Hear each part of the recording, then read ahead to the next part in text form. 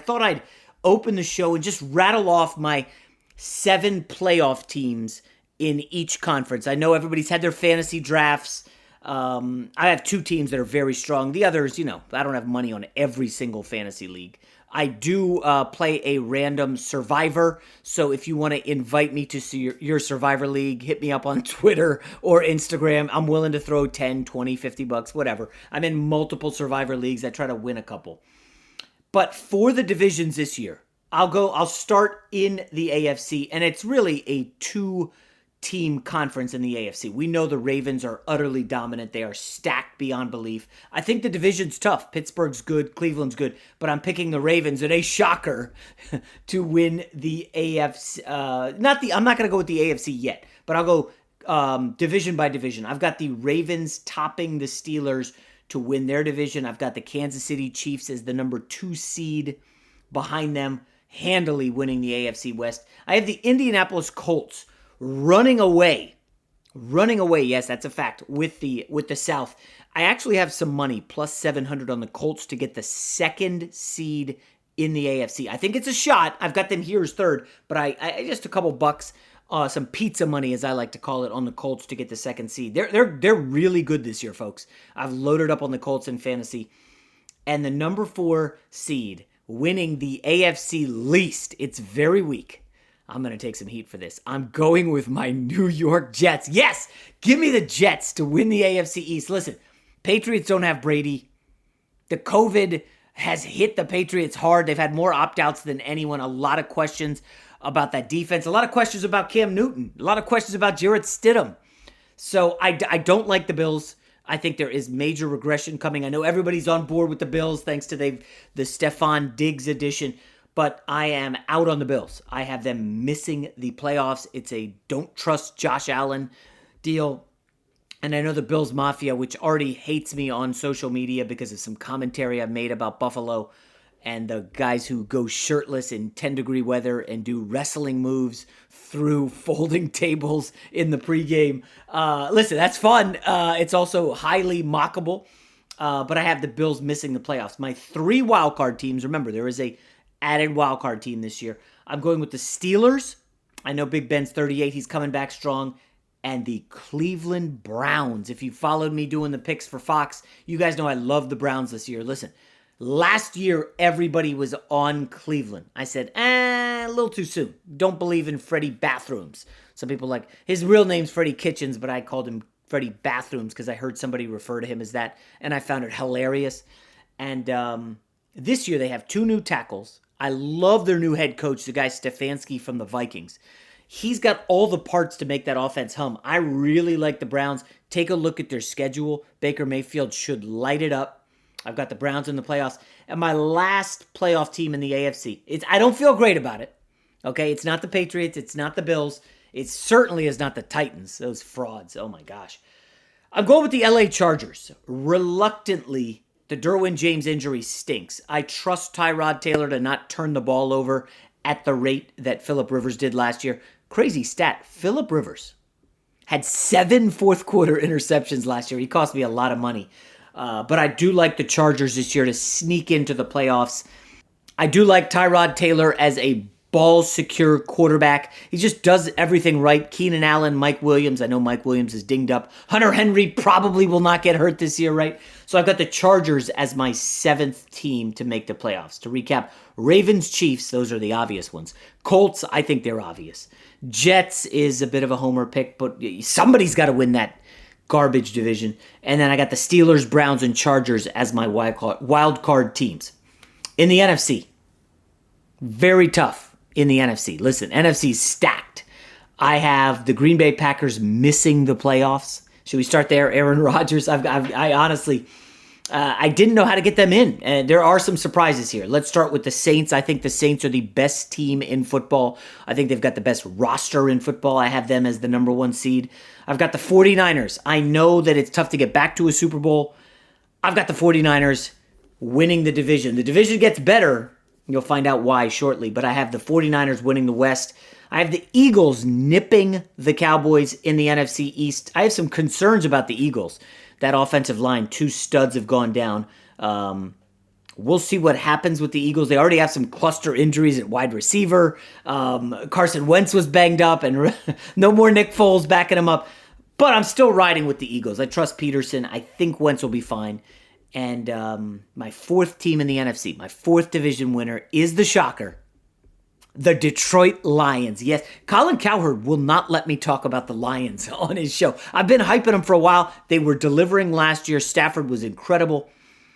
And then he goes down, and the backups went 0-8 in the final 8 games, and it was a train wreck. But I'm telling you, I'm all in on the Detroit Lions this year. Matt Patricia will keep his job. Lions will get to the playoffs. Listen, this offense is going to light some people up. Okay?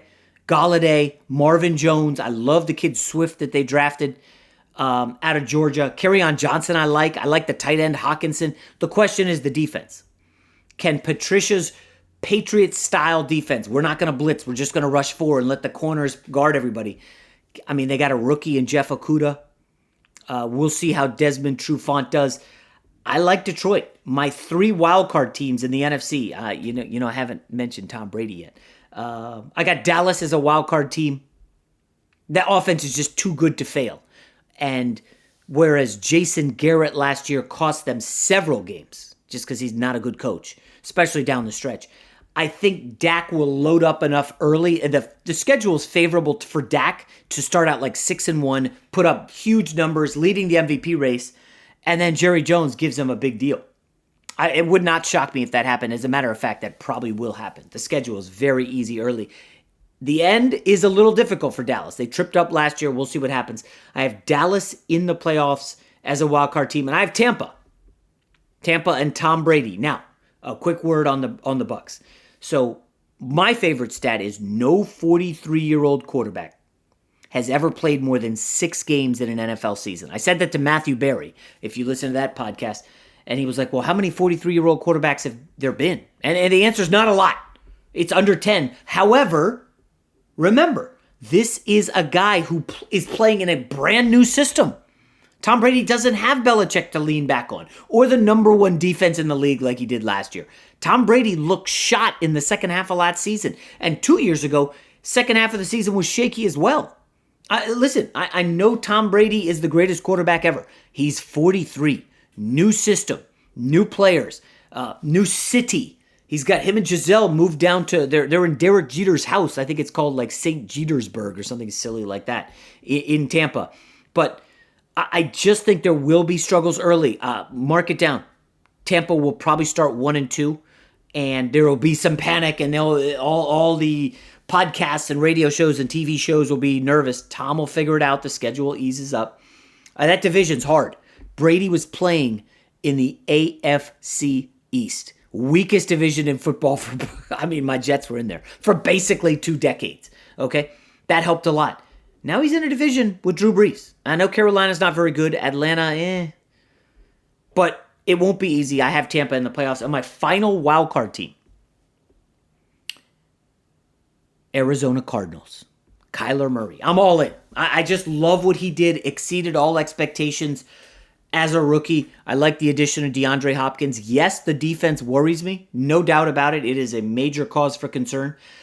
But I think the offense will do enough, and we've seen Kyler Murray just pull some stuff out of his rear end, folks. He is that dynamic of a quarterback. And the thing I loved about Kingsbury and Kyler last year, the second time through the lineup in the division, they were neck and neck with the opponent. They played Seattle very tough, 49ers super tough. I mean, this is an up-and-coming Arizona Cardinals team.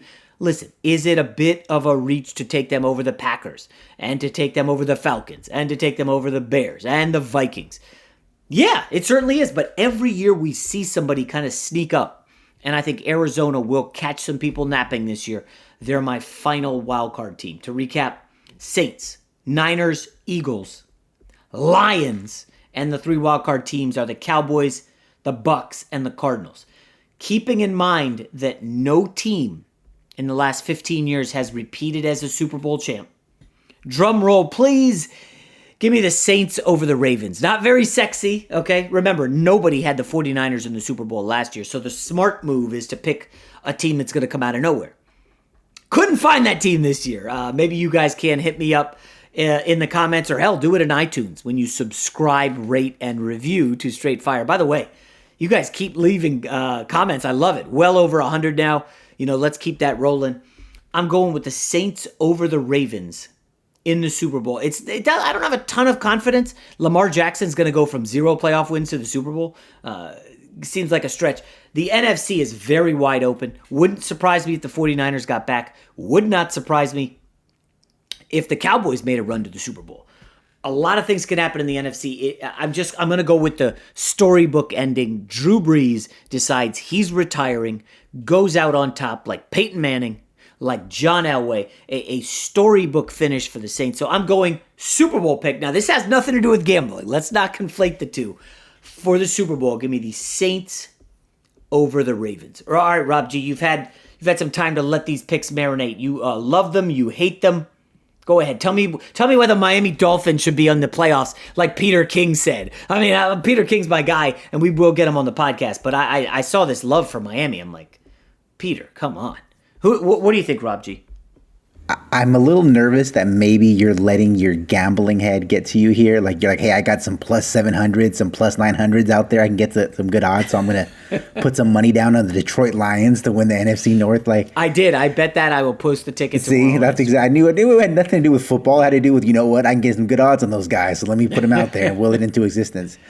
I mean, credit to you for going out on a limb with some of these picks, but I don't understand. Let me see if I get this right. You have Deshaun Watson out. You have Russell Wilson out. You have Aaron Rodgers out. Seattle out. Yeah. So those three, I think, stand out to me. And then you also have just some other teams. You have the Jets is stupid. I totally understand. You have the Vikings out. You have Belichick out, which to me is surprising, especially given that we're in a pandemic and there's been no preseason games for anybody. So you would think that coaching would be even more important than ever. It's got to be continuity first and coaching second.